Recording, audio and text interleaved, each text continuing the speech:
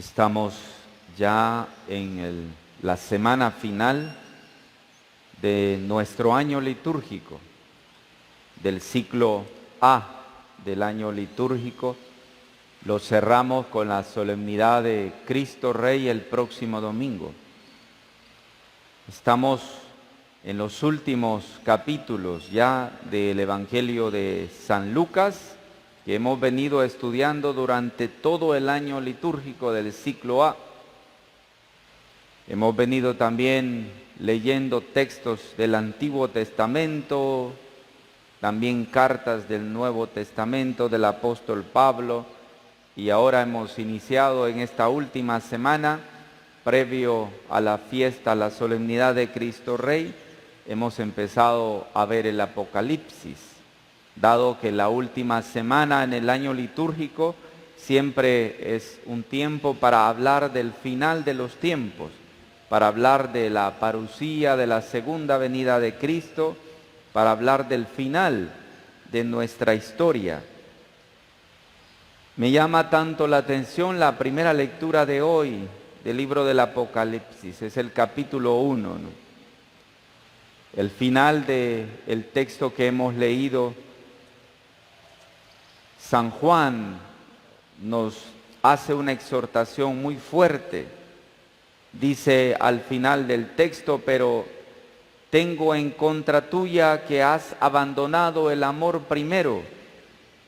Recuerda de dónde has caído y conviértete y vuelve a proceder como antes. Es una palabra fuerte en el libro del Apocalipsis, porque es el recuerdo de lo que nosotros somos. A veces olvidamos qué somos y vivimos como si nosotros fuéramos autores de nuestra propia existencia. Vivimos manejándonos a nosotros mismos a nuestras anchas, sin control alguno de mi propia existencia. No sabemos de dónde hemos venido, olvidamos nuestra raíz espiritual, olvidamos nuestro origen espiritual y hemos perdido muchas veces ese amor primero y único que un día me hizo enamorarme de Jesús, me hizo incluso tomar una decisión por Jesús y servirle. A veces la vida y otras circunstancias nos han no obligado, sino que han permitido, y nosotros lo hemos posibilitado, que olvidemos esos sentimientos primero que me acercaron al amor infinito de Dios.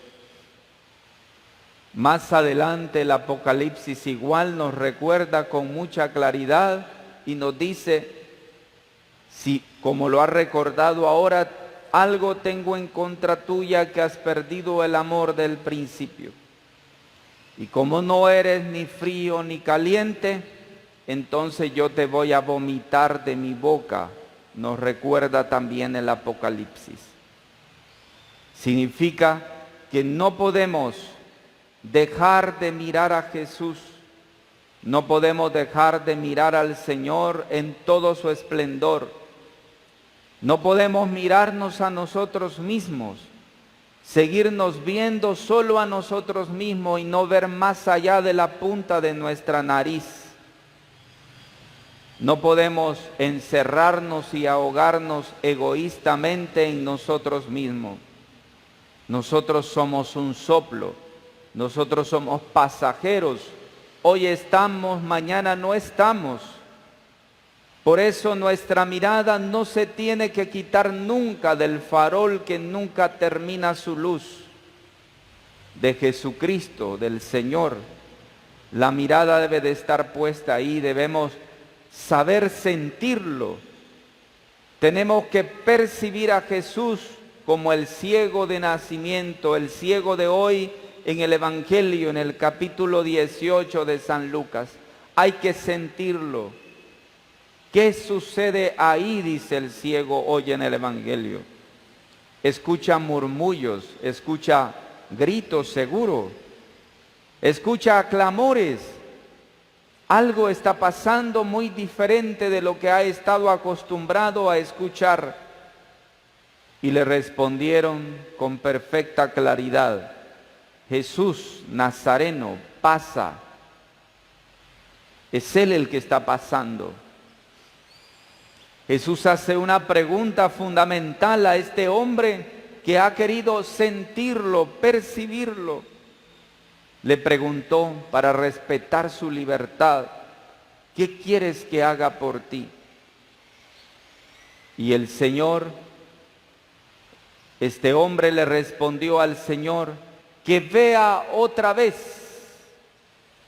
El encuentro de Jesús con el ciego que ha renovado verdaderamente su existencia. Ese que vea otra vez es lo mismo del libro del Apocalipsis. Algo tengo en contra tuya, que has perdido el amor del principio. Cuando perdemos el amor del principio dejamos de ver. Nos vemos a nosotros mismos y no vemos al Señor. Pero no permitamos en la vida de nosotros quedarnos ciegos de manera permanente. No permitamos que el pecado nos ciegue para siempre. Tratemos como este ciego de percibir y de escuchar el paso de Jesús por nuestra vida. Jesús está cerca de Jerusalén. Jesús ha viajado desde Galilea bajando hacia el sur por el valle del Jordán hasta llegar a Jericó. Esa es la ciudad de las palmeras. Aquí comenzará la subida de la montaña hasta coronar la meta de su peregrinación a Jerusalén y su templo. El ciego, antes de entrar en la ciudad, ha percibido la llegada de Jesús. Él, que va acompañado de sus discípulos. Lo mismo ha pasado como en el caso del leproso sanado. La historia del ciego mendigo es verdaderamente una preciosa ilustración del poder de la fe. Jesús le dijo al final: tu fe te ha salvado. La apertura total del corazón ante Jesús, la fe, dispone a la persona para la acción salvífica de Dios. La fe nos permite oler a Cristo, saber sentirlo cuando Cristo pasa por la vida de nosotros. Lo que los especialistas y los teólogos llaman el kairoi de Dios. Eso es el paso de Dios, el olor de Dios por la vida de nosotros. Si la fe hace posible que yo huela a Cristo, igualmente nos podemos encontrar entonces con una verdadera catequesis hoy sobre la oración. De hecho, la fe siempre se ejerce en la oración. El ciego mendigo ora antes, y esa oración del ciego es maravillosa. Jesús, Hijo de David, ten compasión de mí. Esa oración potente y fuerte, que más bien es casi una profesión de fe, suena verdaderamente para una jaculatoria en nuestras oraciones.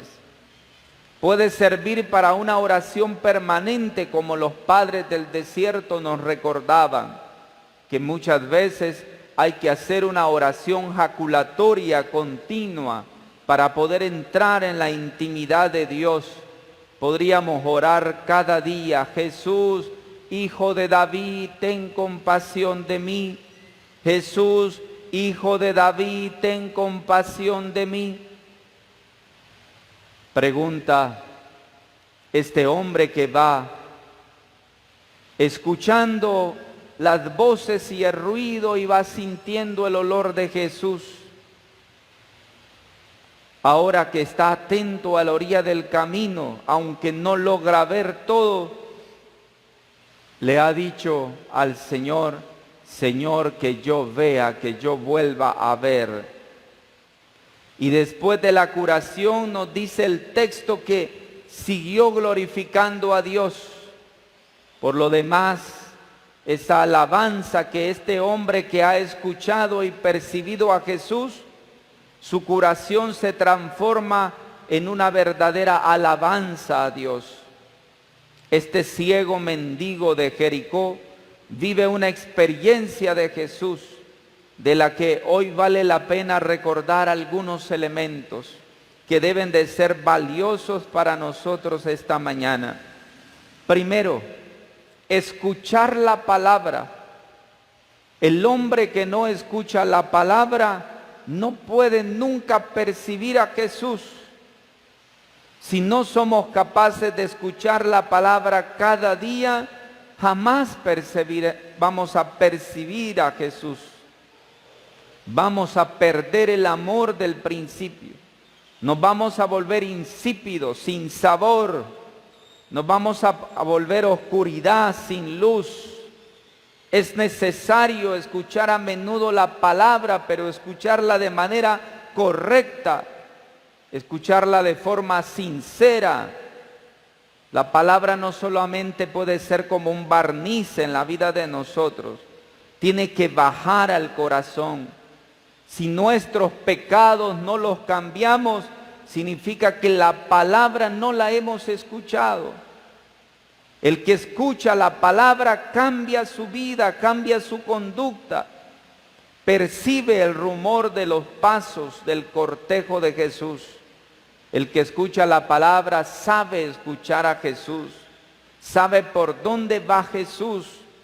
Se toma conciencia también de ese paso de Jesús Nazareno. La palabra que es escuchada nos vuelve inquietos como el ciego. La palabra que es escuchada nos vuelve a nosotros capaces de sentir el interés por Jesús. Cuando no escuchamos la palabra nos volvemos desinteresados de las cosas del Señor. Se nos olvida orar, se nos olvida hacer la lección divina cada día, se nos olvida la Eucaristía, como muchos que ya olvidaron para siempre la Eucaristía. Se nos olvida nuestras devociones, se nos olvida ser correctos en la comunidad y nos volvemos muchas veces burdos en nuestras actitudes. Es importante escuchar la palabra, así como el ciego. La palabra nos hace capaces y sigilosos de escuchar el paso de Jesús. Tal vez la segunda actitud de este ciego también es para nosotros ahora. Clama la misericordia del Señor: Jesús, Hijo de David, ten compasión de mí. Nosotros deberíamos de gritar esta jaculatoria a menudo, porque nuestro pecado nos tiene hundidos, nos ha apartado de Dios, nos ha apartado de la iglesia, nos ha vuelto soberbios y engañados a nosotros mismos. Clamar la misericordia del Señor es un acto de humildad, es reconocer de que yo soy pequeño y nada sin el Señor. Este ciego mendigo comienza a orarle a Jesús pidiéndole misericordia y lo tituló Jesús, Hijo de David. Indica que este hombre lo conoce como Mesías. Es bueno que hoy nosotros notemos en este texto que hay como un crescendo, podríamos decir, de los gritos del ciego. En vez de ir bajando, los gritos del ciego van en aumento. Es otra magnífica ilustración para nosotros de la perseverancia de este ciego y de su oración. Debemos orar insistentemente pidiéndole al Señor compasión por nosotros.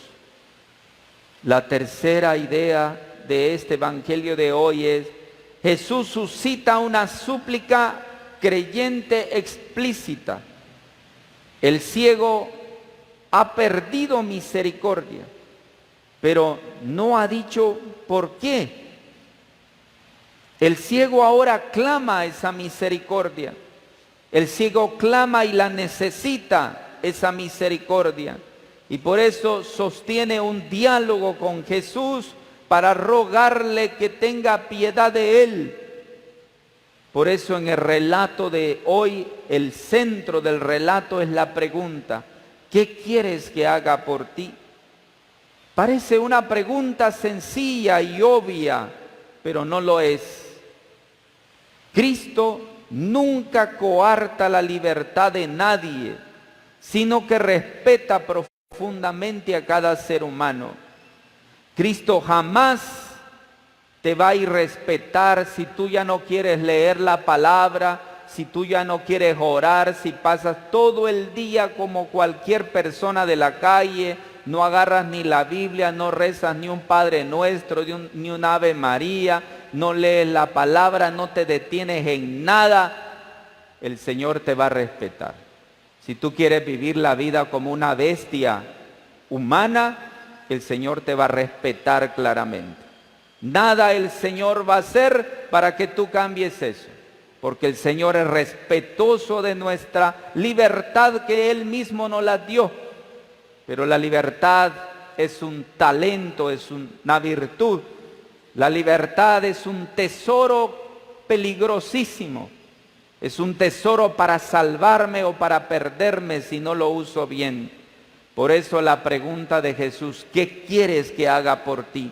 Es decir, en tu libertad, ¿qué quieres que yo haga por ti? Pero si yo no reoriento mi vida, si yo no cambio mis actitudes, si yo no vuelvo arrepentido al Señor, seré un burdo de la calle de todo el tiempo. Jamás voy a cambiar, ni así venga otro huracán, no voy a cambiar. Por eso es importante nosotros que reflexionemos y nos preguntemos: ¿qué quieres que haga por ti? ¿Qué quiero yo que Jesús haga en mi vida? El ciego responde sencillamente con lo que tenía dentro del corazón: Señor, haz que vea. Tal vez sería otra preciosa oración jaculatoria para cada día.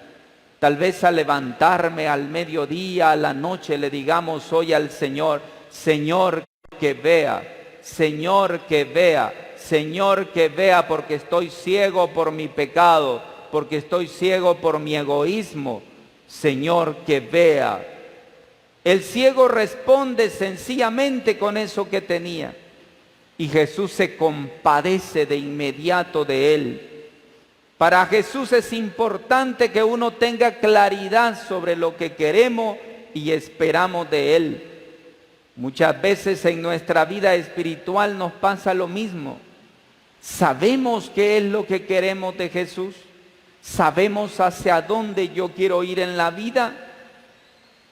Y una cuarta conclusión de este pasaje: el ciego es sanado. Es sanado con el poder de la palabra de Jesús. Su curación es en el mismo instante.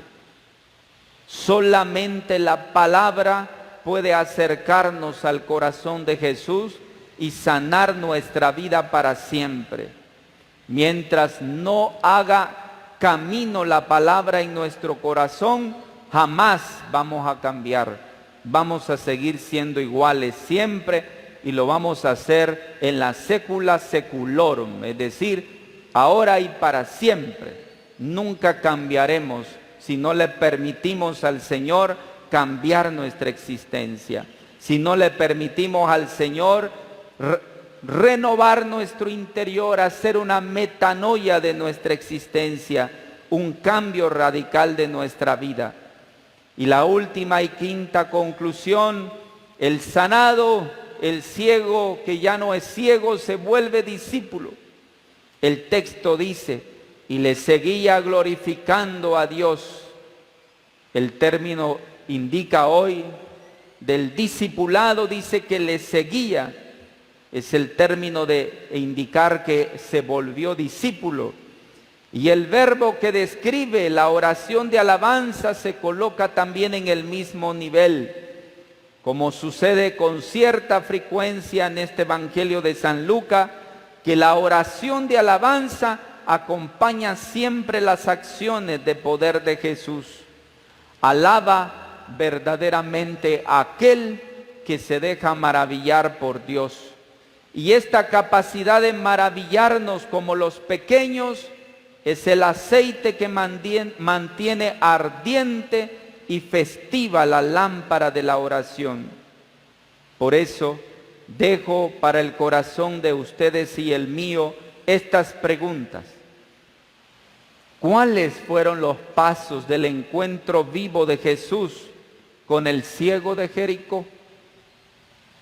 En mi relación actual con Jesús, ¿sé qué es lo que quiero de Él? ¿Qué me enseña este relato del Evangelio de hoy sobre la vida de la oración? ¿Será que mi oración no es adecuada? ¿Será que estoy orando de manera inadecuada? ¿Qué me enseña el Señor?